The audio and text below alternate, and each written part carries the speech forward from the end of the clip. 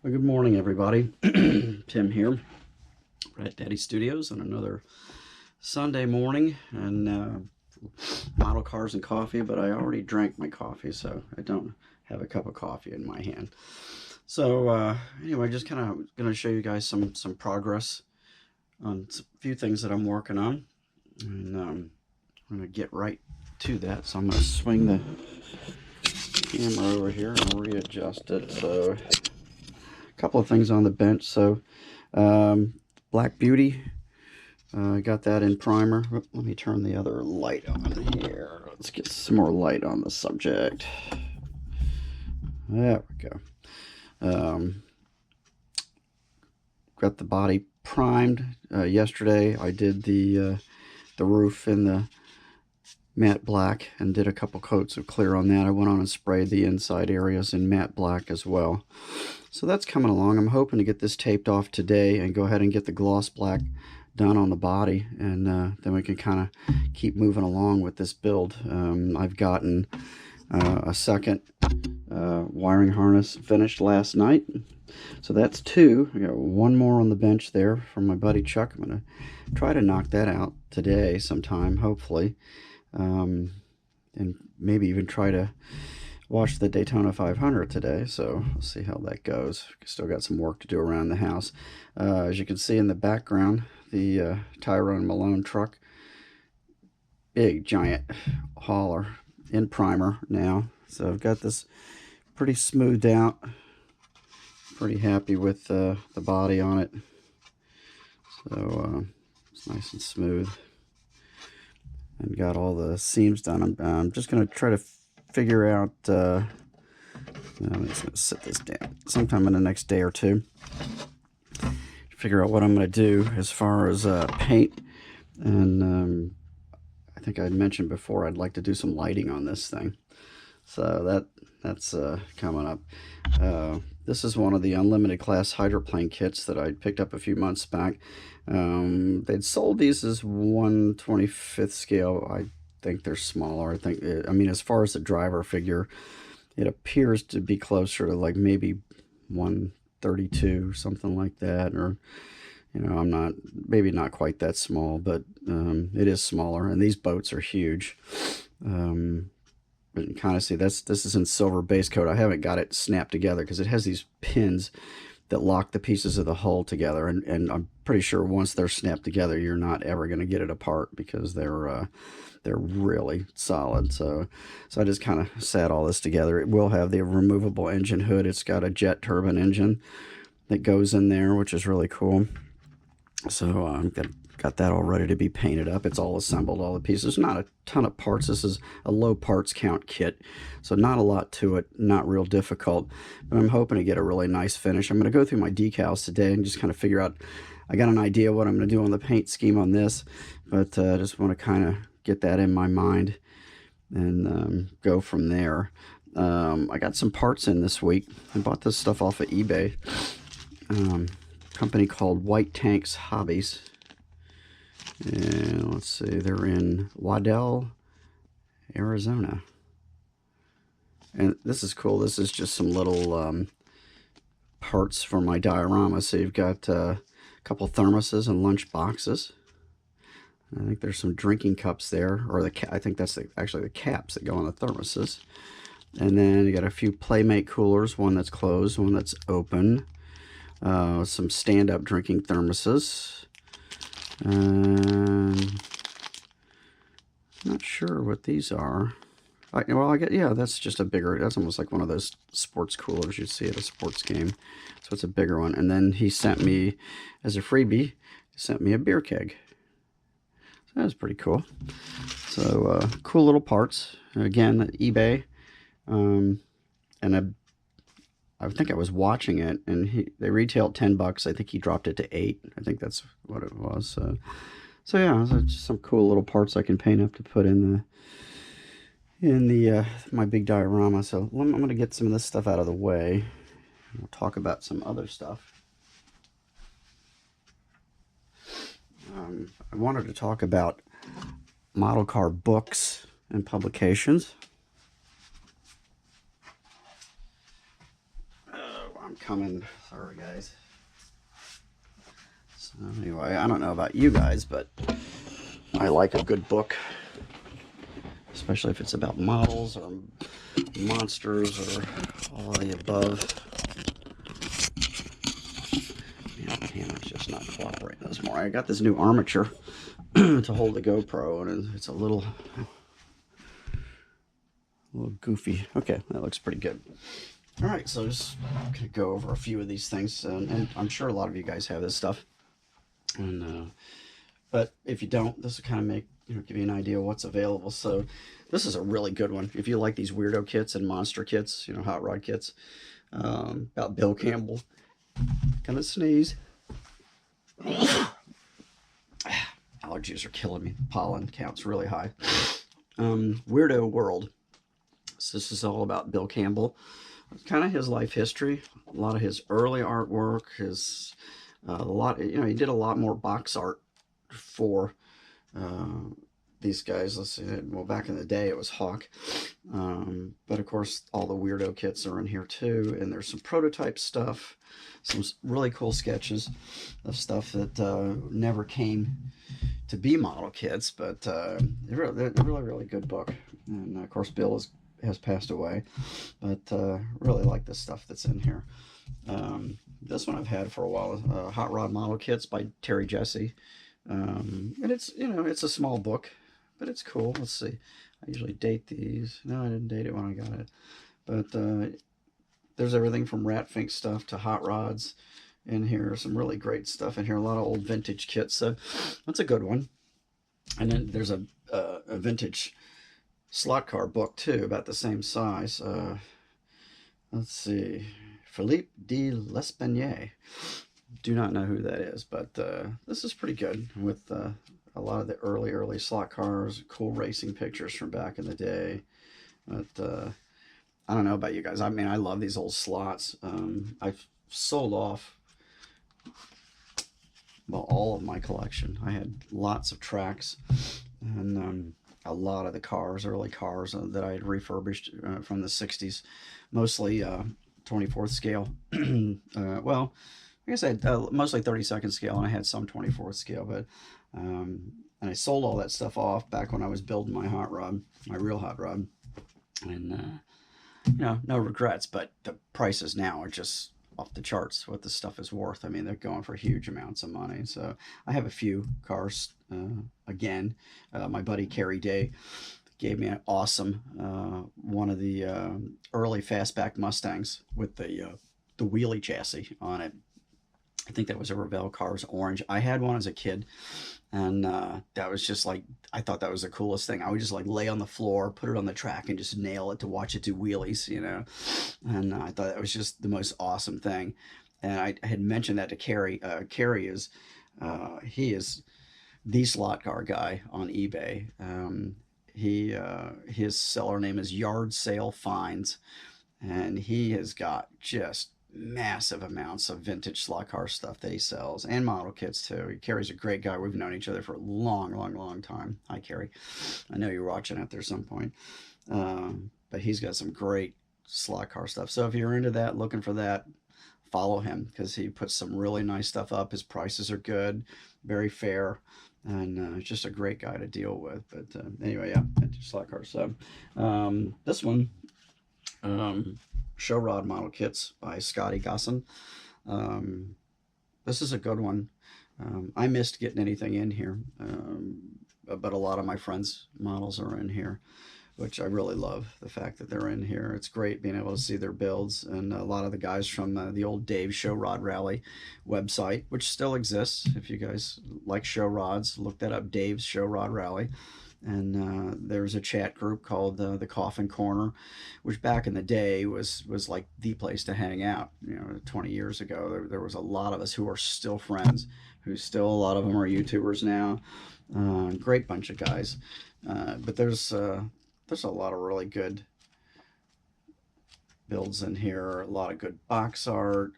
And this was during the period of time when I was not building really any model cars, that 10-year stretch really, other than a few monster kits for myself from 2000 to 2000, 10, I was building commission jobs for people doing sci-fi stuff. So wasn't around for that. So this one's cool too. The Aurora Monster Scenes book. Let's see, Dennis L. Price and Andrew P. Yankus. This is great because it has all the history of what was going on back at Aurora, along with all the kits and prototypes.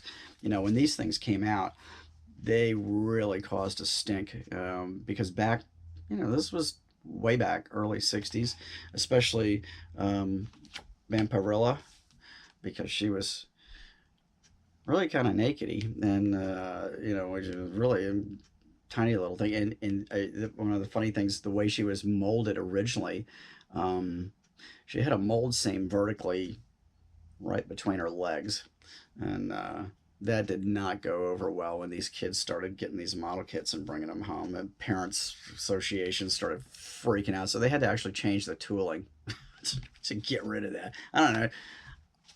I'd almost have to guess somebody did that on purpose. That's just me, my opinion. But anyway, this is a really, really good book, good reference, and great reading history. I mean, I've read this a couple of times, and it's funny. But the whole history with Aurora, it's kind of a shame, that they just kind of disappeared over years. But they did a lot of really good kits back in the day, so that's worth checking out. And this other book here, this is Aurora Model Kits. This is done by Thomas Graham. I'm not sure if Tom's still alive or not. We're actually, he's done several books. He was a big Aurora kit collector. He lived up near St. Augustine. I believe he was a professor at the women's college there in St. Augustine. But Tom came down here when he was doing these books, when he was doing the history of monogram models. He came down and photographed a lot of my models, which ended up in that book, which that's pretty much my only claim to fame. I've never been in any magazines. Well, one magazine, but I mean, that's not my thing anyway. But it was really nice, and he's a really, really nice guy. He came down, spent the day at my house, and photographed models, and we hung out and talked about models. But again, this has got great history. A lot of really, he's a really good photographer. So there's some awesome pictures in here in history. These are also have price guides. Of course, these books, it's been a while since these were done, so the price guide's probably not with it. And of course, a lot of this stuff has been repopped. Let's see, I was looking. Okay, so he did these. This was done in 2004, so this is 20 years ago. And some of the values are really, really high because these were quite collectible at the time and still are. A lot of people always want original kits, original box art.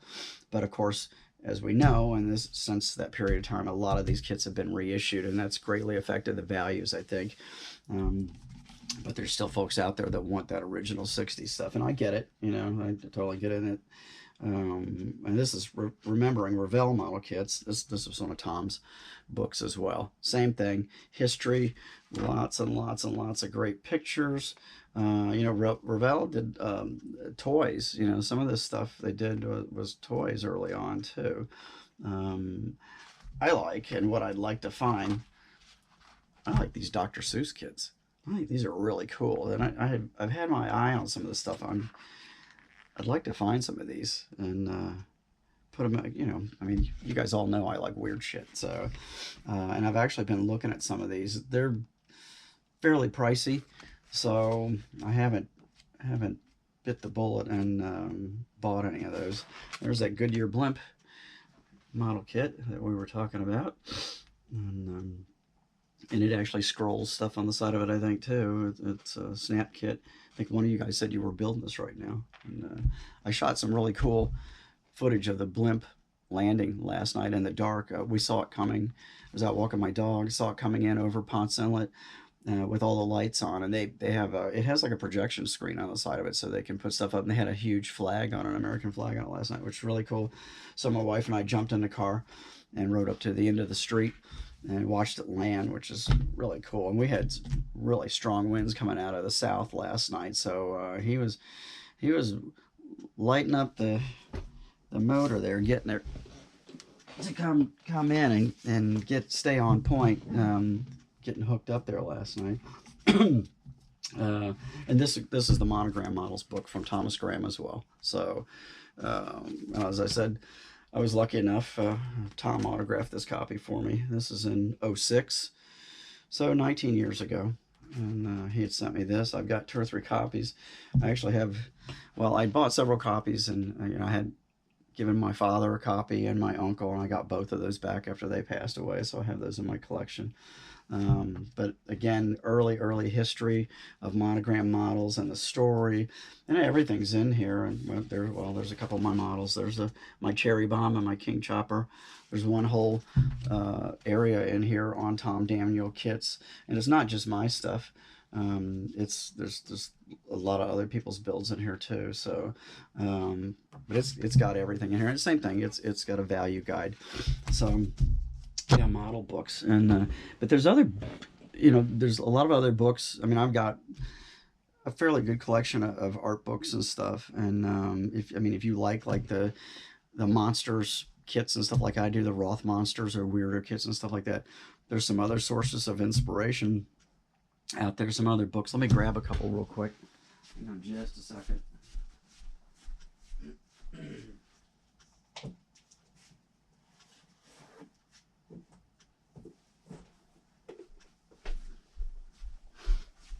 I mean, inspiration can come from everywhere. So, this book's kind of fun. The Legend of Hot Curl. And this is by Michael Dormer. And this is the story about Hot Curl. And actually, it's about the concrete statue of Hot Curl. But if you guys would remember that Hot Curl was the little surfer dude. He just like a big giant nose with a bunch of hair. I've got it in my collection. And a small figure of it came with one of the early Woody kits, a little tiny one. And then you could buy the large kits. They had Hot Curl and Curl Girl, his girl. And then I think it was like his cousin who was on a skateboard instead of standing there holding the surfboard. But very desirable kits. And this is just, it's got a little bit of everything in here. It's got some cartoon stuff, illustrations. Of course, it's got some of the history, of Hot Curl. And there's the actual sculpture standing on the beach there. Let's see, 1963 at Windansea Beach, a stretch of coastline in San Diego community of La Jolla. In 1964, the statue was decapitated. Several other versions were erected in subsequent years. So, and I think eventually there was a lot of complaints, and I think they eventually took him down. There's a replica of the statue in one of the surf shops out there that's got the statues. This is kind of a goofy book, but it's cool. Workshop of Filthy Creation. This is by Johnny Ace. Ace was he was a Roth artist at one time, him and Callie, his wife, and but they do a lot of really cool stuff. I mean, they've done awesome posters, and of course airbrush art, both of them. Very accomplished artists. And there's stuff about some of the early prototype model kits that they worked on in here, shift knobs, a little bit of everything, but a lot of their artwork. And they did a lot of these box art type illustrations, what would have been model kits with different Ratfink stuff on it. And instead of Revell models, Revell, it's Revile, monster models. But this stuff, I mean, I took a lot of inspiration off of their artwork on how I do my airbrush work on a lot of my monsters. He uses a lot of really bright colors, which I like. I like using the fluorescence. And another one of my favorite artists is Dirty Donnie Gillies. And Donnie's done a couple of books. This one's called Pinball Wizards and Blacklight Destroyers. This book is really cool because it's done like one of the old velvet posters, the blacklight posters from back in the 60s and 70s. It's actually got that fuzzy finish to it on the cover. And then, of course, all the hot colors on it. And I love Donnie's art, and I follow him on YouTube. But you can see a lot of great, really bright color artwork again. And Donnie does a little bit of everything. He's done a lot of car related stuff. everything. And you can see this, and it's got some of the history of some of the stuff that Donnie's done too. Stuff from Snap-on tools, guitars, just a lot of his airbrush work. He does some really cool stuff. And then this other book that he did is called Monster Revolt, which I really like this one too. And it's the same kind of idea. Of course, he did a lot of stuff for Metallica back in the day, a lot of artwork. But it's got a lot of his illustrations in here that he did, a lot of his own creations. Some really good artwork. And again, he does a lot of monsters, or he did more back in the day. A lot of these kind of monsters, you know, like the kind of like the Roth monsters, or his stuff actually looks a lot more like Bill Campbell's work, the early Weirdos kits. But you know, this is a cool surf monster, and I wish, you know, I mean, I'm so happy that some of Franco's work got done by Mobius. I would have loved to have seen some of Donnie's work, his creature work, because they have a couple. The Too Much, too. They did the pinball one, and the Too Much, the two-headed creatures. Those were done in resin kits, and they're good. I've got both of those, and I think I'm going to have an extra of one of those. Those are really cool, well done. But I would have liked to see a lot of his stuff done. Of course, I would have liked to see a lot of Von Franco stuff done too. They did a few, but I would have liked to see a lot more of his work done. But anyway, just something to look at, something to think about. So these are, and I've got a scads of reference books for Star Wars and everything else. But these are some of my favorite books, and you know, I'll pull these out once in a while and just go back when I'm having troubles with inspiration. I'll go back and pull some of these books out and just kind of dive into the artwork for a while. So it's good. So anyway, I'm gonna let you guys go about your Sunday. Got some stuff to do here around the house, and hope to maybe get a little paint shot sometime today. We have the Daytona 500 this afternoon. They're starting it early. They're starting it at 1:30 instead of 2:30 because we've got some heavy duty storms forecast once again. Hate to see them rain on these poor people. They spend all this money and they come here to have a great time, and it rains at these races. So I'm hoping, we had quite a bit of rain yesterday, but it got really, really nice in the afternoon. So, and it's a little cooler, which is great when you're sitting out there in the grandstands with a gazillion people. It can get really, really warm up there. So it's kind of good that it's nice cool temperatures in the upper 60s right now. So so that's what's going on. Oh, let me show you one other thing real quick. Scored a few Hot Wheels this week, but I've been looking for these cartooned cars. I finally found a couple last weekend at Target, 47 Fleet Line. Get that down there. See it? These are cool. They're just really squished up. Just really, really cool. And I got the 56 Nomad. Woo! Kind of on the low rider look to this one. It's got the gold plating on it and some cool graphics. But first two of these I have found since they came out. There's just nothing on the shelves here in town. Everything's just, even the Hot Wheels are cleaned out right now. There's nothing. And I found a couple of Hot Wheels, but a couple of the notable ones that I really found. A new Purple Passion. Always like these old Mercs.